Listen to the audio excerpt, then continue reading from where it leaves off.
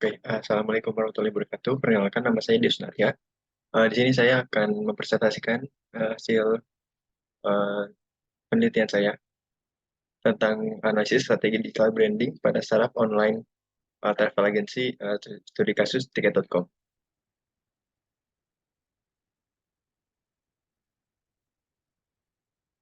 Oke, dalam kali ini ada tiga tahapan. Yang pertama pada pendahuluan, kajian pustaka, dan metode penelitian. Nah, baik yang pertama itu bab satu, pendahuluan. Nah, jadi latar belakang dalam penelitian ini yaitu eh, ada satu fenomena pasca pembatasan perjalanan selama COVID-19 yang memunculkan fenomena baru dalam dunia pariwisata dengan istilah revenge travel atau revenge tourism, yang merupakan fenomena yang terjadi pada masyarakat sekarang yang melakukan perjalanan atau pariwisata keluar rumah pasca pandemi. Nah, lalu kondisi ini didukung dengan berkembangnya teknologi dan kebutuhan informasi, sehingga kebutuhan masyarakat semakin diperlukan untuk memesan tiket perjalanan yang didapat diakses di mana saja dan kapan saja. Nah, lalu kemudahan internet, mengakses internet itu membuat proses penjualan tiket atau perjalanan liburan dan akomodasi liburan itu menjadi cepat dan tidak perlu antri secara konvensional gitu. Jadi nggak perlu datang ke terminal atau stasiun gitu. Nah, kemudahan akses internet ini sangat menguntungkan bagi berbagai industri. Nah, salah satunya industri pariwisata. Nah, dengan contohnya itu adanya pemesanan akomodasi dan pemesanan tiket secara online yang didukung dengan adanya aplikasi online travel agency atau OTA. Nah, pemesanan tiket transportasi ataupun akomodasi liburan ini dapat dilakukan melalui website atau aplikasi. Nah, selain untuk mempermudah para uh, masyarakat untuk melakukan transaksi, fungsi lain dari website atau aplikasi ini untuk memberikan informasi terbaru tentang penjadwalan keberangkatan transportasinya dan kesediaan akomodasi.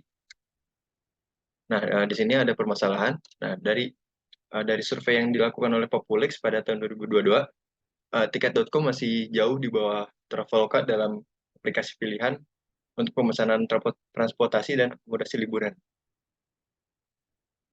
Lalu dari sosial media Instagram, Traveloka lebih unggul daripada tiket.com dengan hampir bedanya 300.000 pengikut, dan dari kontennya juga sudah terlalu banyak ya. Nah, lalu ada permasalahan customer engagement. Nah, ini dilihat dari websitenya ya. Jadi kayak customer engagement dari tiket.com ini lebih rendah daripada Traveloka, yang disebabkan oleh konten di media sosial yang kurang menarik dan perhatian konsumen, dan promo yang ditawarkan juga hanya berupa voucher dan kode referral yang bisa hanya digunakan oleh uh, berba uh, bisa digunakan oleh konsumen tertentu. Nah, jadi dari permasalahan tersebut, tujuan dari penelitian ini adalah penelitian ini bertujuan untuk menggali informasi tentang bagaimana strategi digital branding yang dilakukan oleh Tika.com dari aspek efektivitas. Nah, pertanyaan penelitian ini, bagaimana strategi digital branding yang dilakukan oleh Tiket.com sudah efektif? Nah, lalu ada manfaat penelitian. Nah, bagi pembaca itu menjadi bahan referensi untuk peneliti lain untuk melakukan penelitian yang serupa. Nah, hasil penelitian ini dapat dijadikan sebagai bahan referensi untuk menambahkan dan mengembangkan penelitian yang sudah ada sebelumnya. Nah, untuk online travel agency, manfaatnya yaitu dapat dijadikan bahan evaluasi bagi perusahaan dalam melakukan digital branding untuk menargetkan audiens, membangun relasi dengan konsumen, dan membangun citra brand. Lalu yang kedua ada bab 2, kajian pustaka.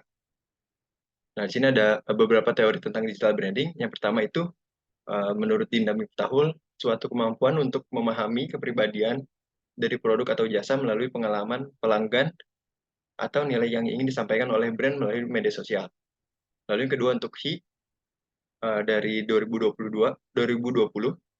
merupakan cara terbaik bagi perusahaan untuk membedakan diri mereka dengan pesaing melalui jaringan internet. Lalu yang ketiga, menurut Ratmi 2022, digital branding juga dapat diartikan sebagai kunci untuk membangun hubungan yang bermakna dengan calon pelanggan secara online, serta penggunaan internet juga untuk memperkenalkan produk atau jasa dengan mudah kepada calon pelanggan. Nah, lalu ada pembentukan strategi branding. Nah, menurut Yunus itu, pembentukan strategi branding identik dengan online marketing communication. Nah, yang pada pada awal dekade ke-21 sudah terlihat sebagai awal komunikasi pemasaran secara online yang efektif. Nah, lalu menurut Didi 2021, salah satu pembentukan strategi branding dengan campaign yang merupakan tindakan yang terorganisir dan terencana yang dibuat untuk mencapai tujuan tertentu. Misalnya, seperti meningkatkan awareness produk baru atau mendapatkan feedback dari pelanggan. Nah, menurut Revita 2022, langkah-langkah untuk membuat campaign itu, yang pertama itu ada menentukan tujuan, budget, dan target pasar. Lalu yang kedua, memilih channel campaign. Lalu yang ketiga, membuat promosi yang menarik. Yang keempat, memanfaatkan digital marketing. Nah, lalu ada membangun digital branding. Yang pertama itu ada menurut Lira, Venezila, Verbita, dan Setianti 2020. Menyebutkan bahwa digital branding dalam era digital ini memiliki pendekatan sendiri, sehingga membutuhkan strategi dan taktik untuk mengolahnya. Hal ini diperkuat dengan semakin berkembangnya media sosial, sehingga proses branding semakin terintegrasi dan saling terkait.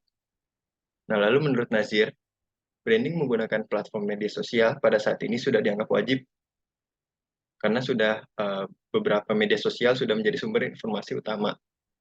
Nah, yang mana informasi berkembang dengan cepat, sehingga menjadi suatu alternatif untuk saluran media karena peningkatan langsung pada pengguna media sosial. Nah, lalu yang ketiga,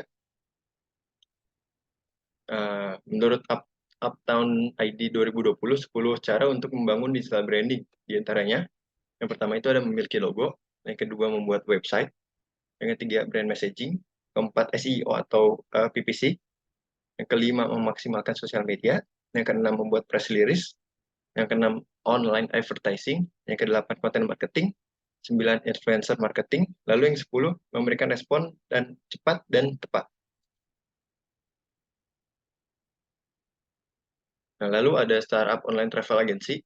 Yang pertama itu definisi lain dikemukakan oleh Fadlun Fauzi yang mendefinisikan startup itu sebagai perusahaan yang belum lama beroperasi dan berisi organisasi manusia yang dirancang untuk menciptakan suatu produk atau jasa di tengah kepastian yang ekstrim.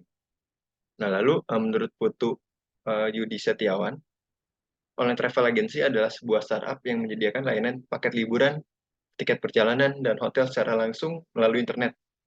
Hal ini disebabkan oleh digitalisasi yang terjadi dan memudahkan masyarakat luas untuk memesan sebuah tiket perjalanan melalui aplikasi. Nah, lalu yang ketiga, menurut Shalini Taliwar, Amandip Dir, dan Punet Kaur, OTA itu merupakan sebuah aplikasi penyedia perjalanan online yang dapat dilakukan langsung di situs web penyedia layanan OTA dan memfasilitasi banyak perusahaan yang berhubungan dengan pariwisata. Nah, lalu membangun digital branding dengan interaktif marketing communication. Nah, pada umumnya, marketing komunikasi memiliki tujuan untuk memperkuat strategi pemasaran itu sendiri. Nah, komunikasi pemasaran dapat dikatakan sebuah aktivitas perusahaan untuk menyampaikan pesan pada pelanggan untuk mencapai tujuan perusahaan. Nah, untuk mempengaruhi, uh, menyampaikan informasi dan meningkatkan citra sebuah perusahaan. Nah, lalu yang kedua ada komunikasi pemasaran. Menurut Venkatesh Sankar, dapat dilakukan secara digital atau berkomunikasi antar konsumen dengan perusahaan melalui digital. Hal ini berkembang dengan cepat karena uh, pandemi COVID-19. Nah, lalu yang ketiga, menurut Syahrul Widianto yang mengatakan bahwa di masa depan iklan yang disebarkan di media digital melonjak dengan menggabungkan animasi, video, audio dengan fitur-fitur yang interaktif. Nah, akan tetapi banyak opsi komunikasi lain yang dapat dipilih untuk uh, berkomunikasi dengan para pelanggannya. Yang pertama itu ada situs web, yang kedua ada microsite, yang ketiga ada iklan pencarian, iklan bergambar, yang kelima ada iklan dan video khusus internet, yang keenam ada sponsor, 7 aliansi, 8 komunitas online, dan 9 email. Nah, berikut ada penelitian terdahulu.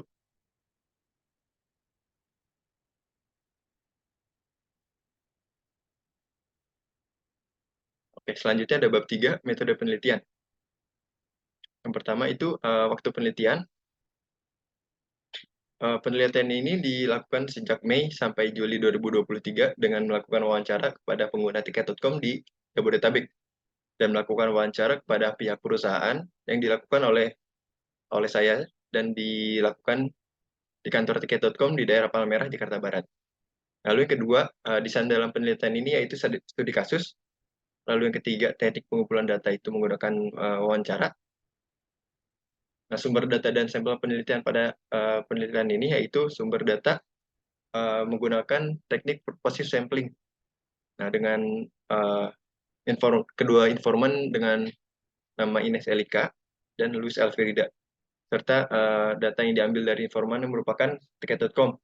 Nah, dari informan dari yang pengguna tiket.com itu memiliki kriteria khusus seperti pengguna berasal dari Jabodetabek, pengguna tiket.com lebih dari 6 bulan, dan pengguna yang sudah melakukan transaksi lebih dari 3 kali. Nah, lalu ada teknik keabsahan data. Yang pertama itu ada uji credibility. Nah, uji credibility ini menggunakan teknik triangulasi. Jadi, mengecek dari berbagai pihak untuk mendapatkan validasi.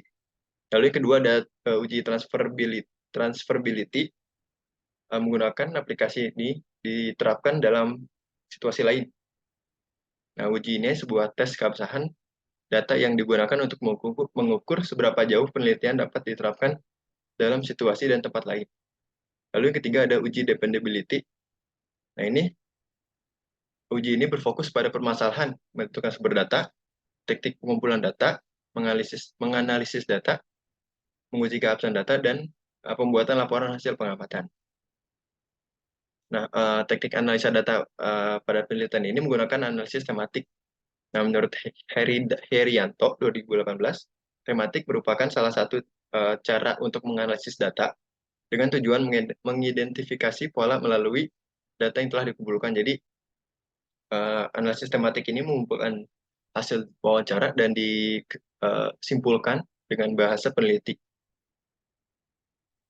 Nah, lalu langkah-langkah analisis data. Yang pertama itu ada reduksi data. Dalam penelitian ini, peneliti mengumpulkan data dari hasil wawancara dengan narasumber. Reduksi data dilakukan peneliti bersamaan dengan proses pengumpulan data. Nah, lalu yang kedua, penyajian data. Dalam penelitian ini, penyajian data akan dikemas agar hasil reduksi dan hasil data tersusun dengan sistematis dan sederhana sehingga mudah dipahami. Lalu yang ketiga ada menarik kesimpulan. Menarikan kesimpulan merupakan tahap akhir dalam menganalisis data. Data yang disusun akan dirangkai antara kata dengan kata lainnya menjadi sebuah kesimpulan sebagai jawaban dari permasalahan dalam penelitian. Nah, lalu di sini ada draft pertanyaan untuk perusahaan.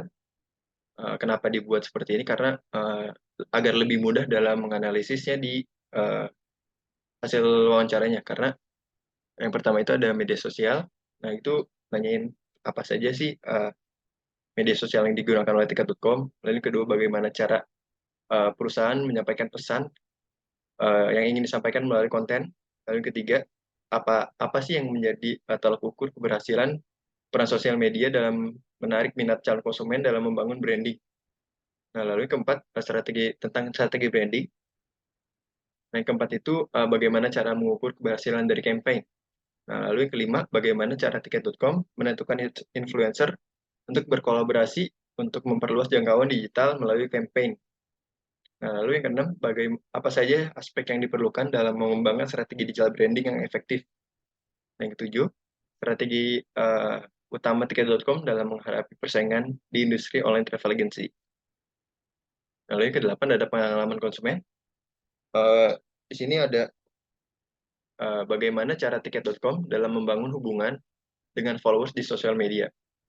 Lalu yang kesembilan, bagaimana cara tiket perusahaan dalam membangun citra merek yang kuat dan konsisten di berbagai media sosial. Lalu yang terakhir, apakah keluhan pelanggan yang diunggah pada media sosial itu berpengaruh pada citra perusahaan? Nah, lalu pertanyaan untuk pelanggannya ya. Yang pertama itu kenapa memilih tiket.com? Lalu yang kedua adalah apakah menggunakan aplikasi travel yang lain? Lalu yang ketiga, apakah tampilan visual dalam website dan aplikasi itu mudah digunakan? Lalu yang keempat, apa saja sosial media yang digunakan tiket.com? Yang kelima, apakah pesan yang disampaikan melalui konten media sosial tersampaikan dengan baik? Lalu yang keenam, apakah pernah berinteraksi dengan perusahaan melalui konten yang disampaikan? Lalu yang ketujuh, seberapa sering sih pelanggan ini melihat iklan tiket.com di media sosial? Nah, lalu yang kedelapan, apakah kekurangan dari konten yang disebarkan oleh tiket.com?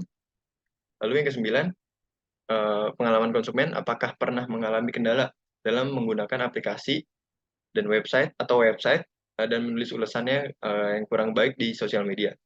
Lalu yang 10, apakah pernah merekomendasikan untuk menggunakan tiket.com kepada orang lain? Oke, sekian dari saya. Mohon maaf bila ada kekurangan. Assalamualaikum warahmatullahi wabarakatuh.